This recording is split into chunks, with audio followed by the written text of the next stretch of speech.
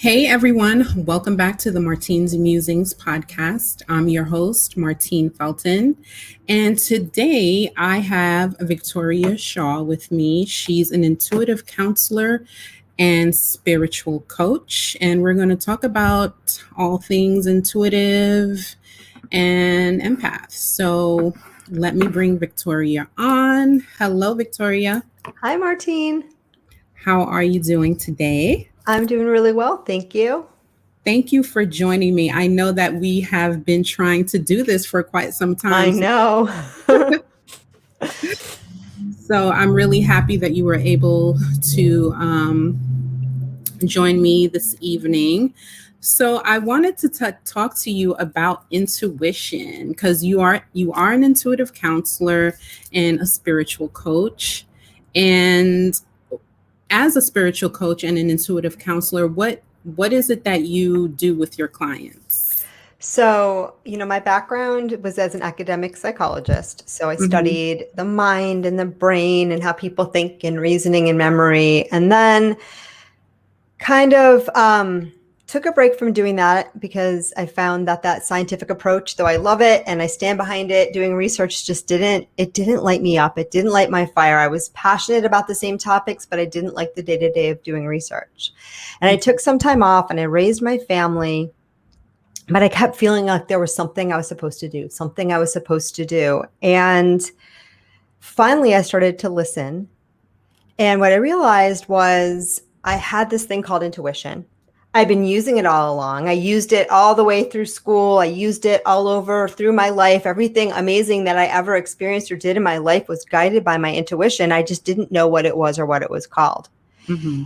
And so the work that I do now really is drawing on those gifts. And I think intuition is our direct line. I think we're all spiritual beings in human form or having a human experience. And that your intuition is that connection you have to your higher wisdom. Everything that you forget when you put the human blindfold on, Mm-hmm.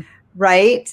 Yes. Is still there. You still know it somewhere inside, and your intuition are those little dribbles down of that greater wisdom that comes through. And so that was a long answer to your question. What I do is two things. One, I'm able to connect with my higher wisdom to offer guidance for people when they're going through struggles, when they're, having questions in their lives, when, they're just interested in their own personal and spiritual growth path. I'm able to connect them with their own guidance that comes out of my mouth and, support them on their journey. And at the same time, I help people, forge their own connection so that they're living more in alignment with their own spirit, with their own soul, and that, they're starting to hear their wisdom all by themselves. And then, Right. presumably they don't need me so much anymore. You mentioned like higher wisdom, intuition being our higher wisdom.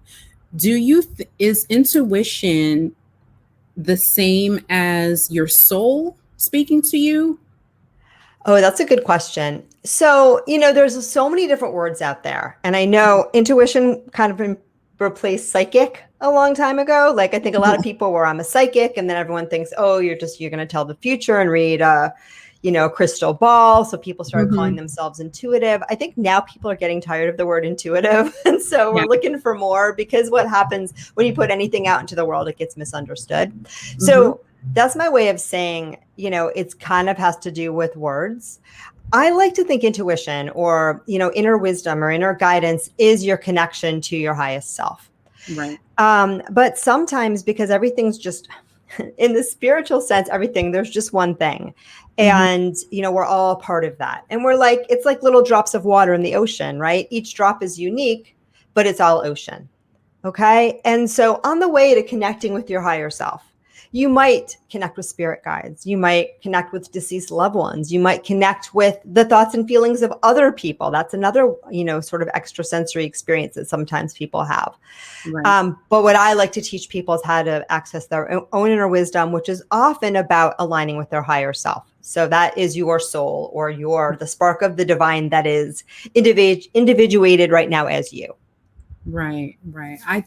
I look at intuition like that too, and I feel like it is my soul talking to me. My higher self is my soul.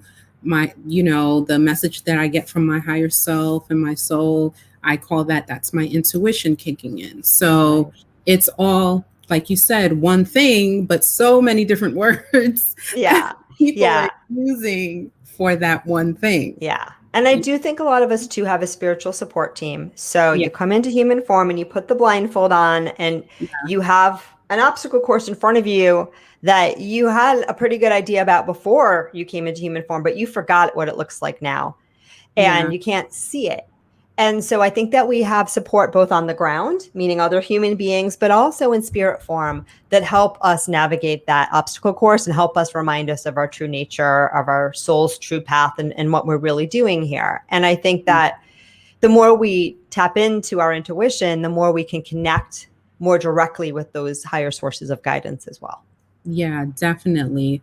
I wish everyone could know that and could understand that, because I have a few people that I know that believe that, me tapping into my intuition or me communicating with my guides or passed on loved ones is evil. Oh, that's a hard one. Yes, it is hard. And I'm like at the point where I feel like I don't want to impose myself on people who have their beliefs.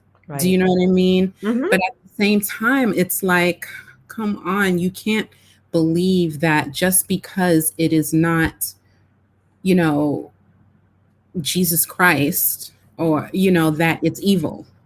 Right. Absolutely. And I mean, people do believe that. People believe Yeah. all kinds of things. And there's a lot of periods in history where mystical arts and intuition and these kind of things were demonized even more so than they are in our society today. Now I think there's, a fringe of people that still believe that. But a Yeah. lot of people are open to it. And a lot of people just think, you're just weird. So we have all of that. I mean, the way I navigate that, I don't have that experience so much in my life, fortunately. Uh-huh. Um, but I definitely, not everyone in my orbit understands or, really embraces what I do or the way that I see the world. And so what I try to do is hold my own truth, hold my own light, Yeah. recognize that in this period of time, because a lot of us have past life memories about times when it was a little bit rougher to be Mhm. doing what we're doing. Yeah. So remind myself I'm safe right now. It's okay. Yeah. Yeah. And that I'll find the people, I'll attract in the people that are ready for what I do, the work that I do, are ready to hear things the way I hear them, and I can let the rest go. And it's also, I think, really important to allow that other people get to have their own opinion. And you Right. don't have to let that affect you. You don't have to let that limit you. And you don't have to convince them that they're wrong, which I don't get the sense that you try to do. No, I don't. I don't. Yeah, it's It's, not your safety does not depend on what they think. mhm. And you just have to agree to disagree and just let them know, certain things don't feel safe and comfortable to me when you talk about them, but this is my truth and I'm following it. Yeah.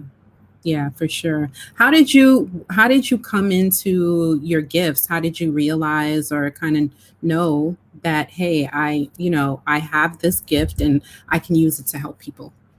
Well, on some level, I would always have these experiences. I was an empath, so I would feel what other people are feeling. I felt my friends' labor pains.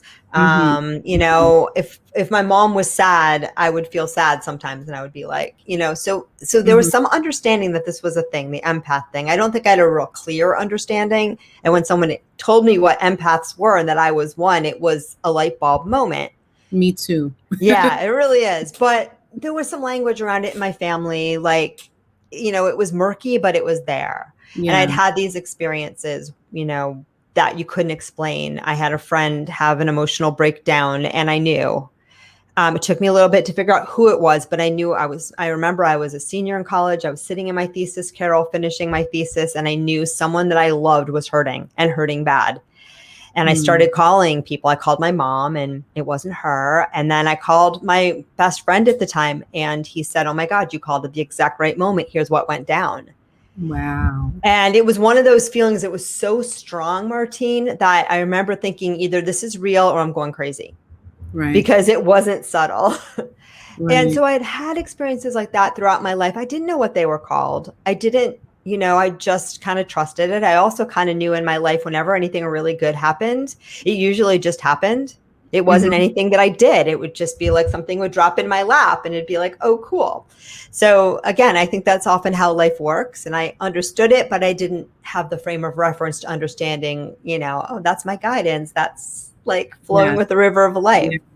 So for me, the first understanding of intuition and what it was, really, and my mother went to psychics too. So, I mean, I knew it was a thing, but my first real healthy understanding of what it was when my kids were little.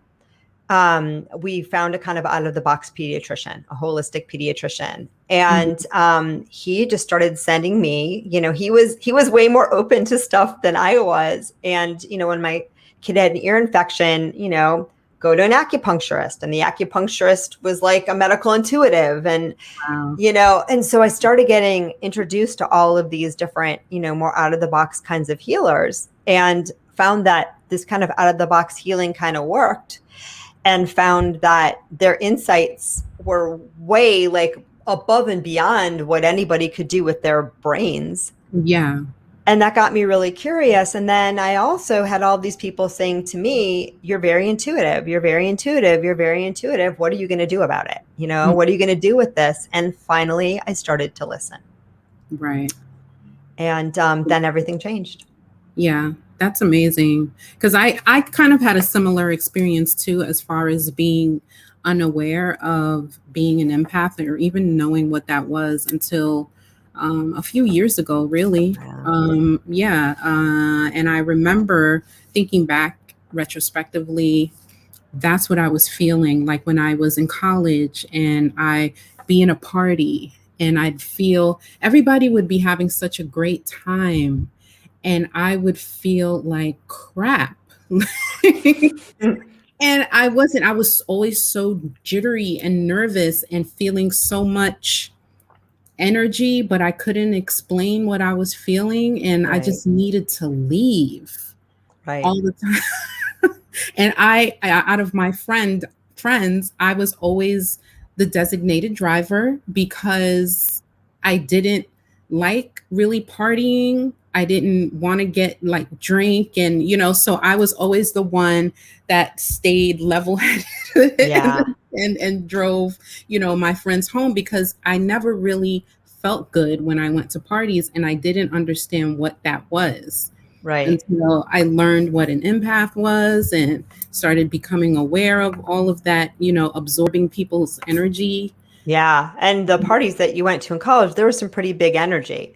Wow. And I think too, you're somebody that, I mean, it's okay if I say this, right? Of course. You seem to me someone that you need to be able to see clearly what's in front of you. Yeah. And it just felt like you would walk into these situations where everything was sort of poking at you energetically, and you didn't have your bearings. It was just overwhelming. It was too much, you know, and that can be being an empath. That can be being a little bit introverted too, which empaths are not always introverted, but sometimes they are. And also just being highly sensitive. But I think for you, it was just too much on many levels. And being that age, and college age, 19, 20, not knowing. There's some tough energies. There were some tough energies around. And again, as empaths, what happens to, and I don't know your history and we won't talk about it, but as an empath, what will happen too is if we have unresolved issues around, something, or in this lifetime, in a past lifetime, whatever. But if you have some kind of unresolved issue around a certain kind of energy, a certain kind of thought, a certain kind of emotion, a certain kind of behavior pattern, and you feel that around you and somebody else, as an empath, if you're not careful and you haven't worked on those things, they'll disrupt your energy and you'll just soak them up. Yeah. So an example from my life, one of the first times I did an energy healing, I was working with a healer in Michigan. She was working on me remotely, and something was going crazy with my legs because I could feel everything she was doing. And my legs were buzzing and tingling. And I'm like, what is going on here? And she's like, yeah, I'm removing all this energy from your legs. You have a lot of anger in your legs. And I'm like, oh, there can be anger in my legs? Okay. And she said, and the thing is, Victoria, that you don't know any of the people whose anger I'm removing from your legs. Right? Because I was just a sponge, because I grew up with a parent that was angry a lot and angry at me a lot because I was the only one around. Right. And so because of that sort of unresolved relationship with my own spouse's anger, I became a sponge for everybody else's until I learned to work on it. That is really interesting. That Yeah. is, yeah. Yeah. So what we absorb is sorry, what we absorb is often a good sign of what we're working on as well, because you will tend to be more spongy for things that you're working on, issues that are Mhm. unresolved within you. It's not as random as you think. Yeah, it's not. I learned that because that is kind of that my past relationships kind of confirmed that for me when I learned about being an empath and all of that. I realized that the relationships, the men that I attracted were sort of like mirrors to me, or the things that I needed to work on. Yeah. Yeah. That's often how it goes. I wrote a whole book about it, but Oh, wow. yeah, my teaching memoir, it's called You Love, You Learn. Yeah. Oh, that's beautiful. I Yeah. love that. I'm going to check that out. And Yeah. but it's so true and it's so powerful for all of us. And oftentimes we attract people into our lives based on our unresolved pain. Mm-hmm. And that's okay because you get to work on it again and again and again until you're ready to say, okay, I understand now. And then we start to attract people and experiences into our life based on our self-love. And Yeah. then, of course, life gets more pleasant. But, Yeah. Because it's, I felt like I there's was no like dating. perfect. No, there's not. And I felt like I was dating the same person for so long Right. because I just Yeah. not learning that lesson. Yeah, but you were learning that lesson, Martine. You were just learning it gradually. And Yeah. sometimes it takes a couple different iterations to be like, oh my God, now I see the pattern, right? You Yeah. can't learn from something until you experience it. And if you've ever tried to learn anything, you know there's a critical moment where you have enough data, enough feedback, enough information, and then it just goes click, Yep. And that's right? just what happened. Yeah, and it's different for everybody. And sometimes it's great to have someone like me, Mhm. or really anyone that's not in your life that can Mhm. sit and, I'll get the guidance. The guides will show me, and they'll sometimes show me where the pattern got started in your childhood or your past life, or, Mhm. or what you're working on through that relationship, because we all come into earth, school with a plan. And oftentimes the guides will show me a little bit about that plan. And then, we have that little bit of remembering, and that also helps us kind of wake up and stop just Yeah. repeating the same pattern over and over again. So Yeah. sometimes we get these little nudges too, which are fantastic, but everyone learns in their own way, in their own time, and it's That's always divine. true. That's true. So what are, you mentioned being shown things, the guides show you. What are your strongest gifts? So for me, the first thing that really opened up, and as soon as I started opening up my intuition, Mm-hmm. I realized I had the ability to read people. And I could read people that I'd never met and get all sorts of information about them, that I had no way of knowing. And just sort of understand what makes them tick, which is probably why I became a psychologist, right? I wasn't a clinical psychologist at that point, but I did have that fascination with people's personalities and what made them click. And I'll give you an example. Sorry. Mm-hmm. Um, I remember, like, when I was in high school, I did a series of papers on famous authors, Dante, who wrote Dante's Inferno, and Franz Kafka. And my teachers just loved them because they were sort of like understanding the author and why they wrote what they wrote in terms of their own personal history. Mm-hmm. But I intuited that. Like, I look back now and I'm like, oh yeah, like it was obvious to me. The teacher was like, Mm-hmm. this is so good. It was obvious to me. It was my ability to read into them. And so that Okay. was sort of the first gift that came up for me. And it's super helpful, obviously. And it's the reason I went back and got my master's of counseling, because I felt like, wow, I have this ability, and being a counselor and having that skill set, putting them together will be magical. Yes, absolutely. But I can often, read people. I can give them insight into themselves. I can give people insight into people in their lives so that they can Mhm. understand. If they don't really understand, well, why is my husband doing this all the time? Why is my child acting like that? Mhm. Sometimes it's really nice when someone else can come in and give you that other perspective. Mm. And I And also, oh, go ahead. no, no, no, go ahead, go ahead. No. And I'm also able to help people. Sometimes we have a lot going on, and we all have various levels of awareness. So even people, for example, that are not empaths are still attracting things into their space all the time. It's just empaths are a little more emotionally open Yeah. and feeling it a little bit more. Yeah. But we all have these unconscious programs running all the time. And sometimes it's right below consciousness. So you don't know why you don't want to do something, or why you do want to do something, or why you're not comfortable with this, or why you feel conflicted about that. And I think any really good therapist helps people get at what's just below consciousness, right? And bring it out to awareness so people can, shed the light of consciousness on it and go, okay, that resonates. But for me, I do it naturally, intuitively. Like the guides will show me what's there, and then I can, show that to people. So that's really the first gift that opened for me. And when you say show, that means you're talking about clairvoyance, right? Seeing? For me, the way I usually receive my information is more about I used to hear. So I'd hear my guidance, or speak my guidance. Sometimes it just comes out of my mouth and I'm like, oh, that's so cool. Wow, I learned something. And my strongest sense has always just been a sense of knowing. I just know stuff. I don't know how I know it, but I know it and it's true. Yeah. That's my strongest too, is knowing and feeling sentience, because I'm highly empathic as well. Yeah. And I'm very kinesthetic as well. So I What's can kinesthetic? meaning I can feel energy. So for example, when an energy healer is working on me, I can feel that, right? Some people go to a Reiki person and they just feel relaxed, right? Or they feel nothing, but I can feel what they're doing. And I can feel energy move in people. So for example, in a therapy session, right? Sometimes people talk about their problems and it's a release. They let it go. Like they get it off their chest. They feel better afterwards. Other times, and this happens a lot more in therapy than you think, people actually just perseverate and just strengthen their problem because they talk about it again and again and again, and they're building the energy and they're actually making the problem bigger and stronger and more solidified. To me, those two things feel different.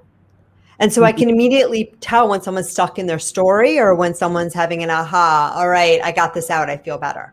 Right. So, and for me, it just feels different. Yeah, we said at the same time, it feels different. Someone's like trapped in their trauma versus releasing it. Yeah, and energetically, it's different. I can often tell when people are lying too. It just feels different. I don't know how to say it. And now I do have the ability more and more to connect people with their guides, to get guidance for people, to get information about, I probably was getting it all along. I just didn't know what it was called, getting information about soul planning. So we all, before we're born, sit down with our guides and our higher self and have a little party and say, what do you want to accomplish in this adventure called human existence? Yeah. And what do you want to do in this lifetime? And nothing's set in stone because we have free will.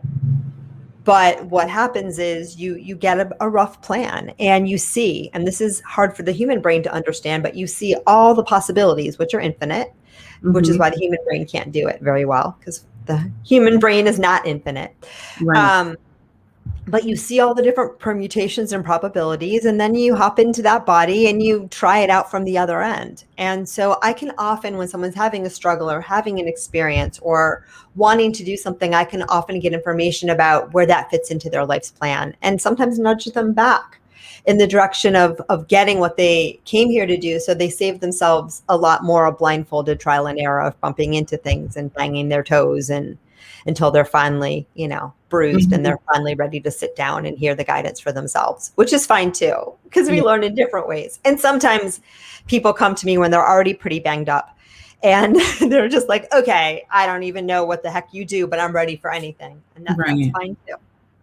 Wouldn't it be great if everybody knew that they were here for a certain purpose? I think it's great for the people that are ready to know it. And I think at some point we will live in a world where people are a little more awoke and aware, and that will be a magical thing. And I think that's where we're heading. But I also think it's really important to let people be where they are. Yeah. Because we often have this belief that our well-being is dependent on what everyone else thinks, or our truth is only true if the people around us also see it. And I Right. know it can sometimes feel isolating to have to hold that truth yourself when everyone around you doesn't share it. But It it's does. important that you know how to do that, because not everyone's ready to be there yet. And that's okay. Everyone's exactly where they're supposed to be. Yes, that is true. But it Because would be sometimes harmonious. it would be great, but yeah, you're Yeah. right about that because sometimes everyone is where they're Yeah. exactly supposed to be. And I'll say, Mhm. Martine, it will be great, because I do think that's where we're heading. I Yeah, think we that's where definitely. humanity is heading. And I think there's some of us here that, are just a little ahead of the curve. They're lighting the way. But Mhm. lighting the way just simply means, you guide in that direction, and people will follow as they're ready to follow, and they'll see what they're ready to see. And remember, if you're still looking, when you put the light on somewhere, right, it does make things brighter, but it shows everything. And so some people, as that light gets brighter, are going to have a less pleasant experience, because they're looking at that elephant from a different angle. Maybe they're looking up its poopy butt. I don't know. Sorry. I get what Yeah. I get. But as empaths and highly sensitive people, we do need to take care of ourselves. So what are some of the ways that you can, practice self-care for Yeah, that's yourself? so important. And I Yeah. think that's true for everyone, but empaths got Mhm. to be really careful on that, because our Yeah. energy is so important. For me, it's, editing who I spend a lot of time with, even loved ones. Sometimes, if we're not in the same vibe and it brings my vibe down, and it's not a criticism of the other people, or Mhm. friends or whatever, I'm just very aware of my energy, and I really want to spend as much time as I can as possible. And we're all in different situations with people that bring my energy up. Yes. And I also spend a lot of time alone, because I like my own energy Yeah. mostest Me of too. all. And so, yeah, a lot of alone time is really important, especially as you get further along in your spiritual journey. Mhm. And, introverts already are people that, introverts, a lot of people think an introvert is someone who doesn't like other people, but everyone has social needs, and everyone Mhm. likes other people and wants to connect. But Yeah. introverts are people that naturally get their energy more from being alone. But Yeah. even extroverted, empaths need time alone to recharge. Yes. And, I like to do things that get me out of the constant chatter of my mind. Mhm. So for me, that's being in nature, walking at the beach, maybe doing movement and breathing, a little bit meditation. I should do more of that probably, but Mhm. art, creating, just things that help me be in my own vibe and enjoy my life. Following the things that bring me joy in the moment is my favorite form of self-care. Yeah. That's that. Yeah. Me too. I do a lot of the same things that you just named. When I first started on my journey, we were hearing a lot of things about self care, and it's really become very commercialized, I think, and not really put into proper context. And a lot of times, you're thinking, oh, a spa day, self care, going to get my nails done or my hair done, spa day, and that's fine too if that really puts you in a space of being who you really are and, just being yourself. But I think like a lot of times it's really very commercialized and Yeah. like overdone and overused the term. I um, think often people think of self-care as something you have to do, and Yeah. they add it to their to-do list, and then they're like, I don't want to do that too. I don't want to eat like 5 green vegetables a day, or go get green juices, or get a massage. Like, self-care sometimes is about saying no. Yeah. Or Sometimes my self-care is waking up and, you know, just putting on the TV and not getting out of bed and watching like exactly. whatever's on. It's Sunday morning, because Mhm. it can be really anything that feeds your soul in this moment of time. And I think the biggest forms of self-care that we often forget are setting healthy boundaries, Mhm. just caring for yourself, making, I think we should always put our needs first, not in a selfish way, but Mhm. in if you don't fill your cup, you Right. ain't gonna share with anybody else. And so it's really important. And most people don't listen to what they need. They don't pay attention to meeting their own needs first. They're scrambling, not most people, but most people Mhm. that follow me. Um, they're scrambling around trying to please everybody else. So I think, the biggest forms of self-care are just recognizing that, you deserve to be cared for, and then taking whatever steps feel right and normal to you to do that, and put your own needs and wants and desires into the equation of your life, and give them a prominent role. Yeah, totally agree. So where, if anyone that's listening out there wanted to reach you and for counseling or what have you, or readings, where could they reach you? So you can reach me. My website is victoriashawintuitive.com. And then you find all of my offerings. I have a podcast. I offer one-to-one sessions. I do group coaching. I do all sorts of fun stuff. And I also have a Facebook group, Mhm. Intuitive Connection Community, which is linked to my podcast, Intuitive Connection. Mhm. And I do a lot of free readings and teachings in the Facebook group. And then I'm also very active on Instagram, trying to get out there and do some lives on Instagram. I've been lazy about that, but that's a Victoria Shaw, at Victoria Shaw Intuitive. Okay. Well, I follow you on all of those things. So Yay. I'll have all of that information in the description box for everyone. And I'm going to end the conversation here. It's been really great having you on the show to talk about intuition and empathicness and all that good stuff. And thank you again. And for those who are listening or watching, thank you again for joining me here. And I'll be back with another episode next week. Everyone, take care.